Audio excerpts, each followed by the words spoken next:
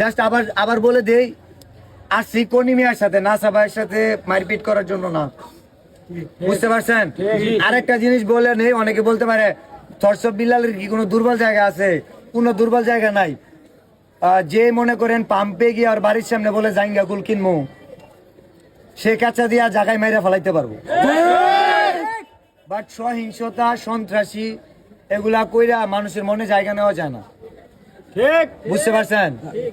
আমি চাই নাসা ভাই ভবিষ্যতে যদি কখনো ঝগড়া টগড়া করে এইসব জিনিস ব্যবহার যাতে না করে।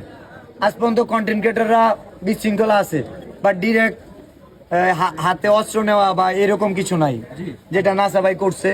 অনেক মানুষ তার প্রতি ক্ষিপ্ত, অ্যান্ড তার রেগে যাওয়ার কারণও আছে অনেকগুলো।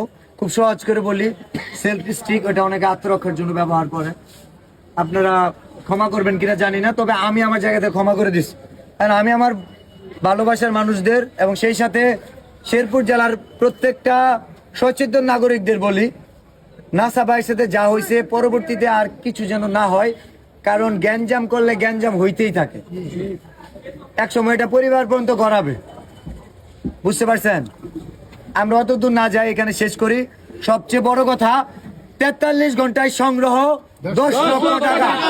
মানবতার মহাজন আছে, শেরপুরের কোন মানবতার বীর আছে, সেই বীর করে বলো সারা বাংলা 64 জেলায়, সারা বাংলা শেরপুরের জোরে বলো, আরো জোরে চালিয়ে দাও, বুঝিয়ে দাও, ছড়িয়ে দাও সারা বাংলা। আমাদের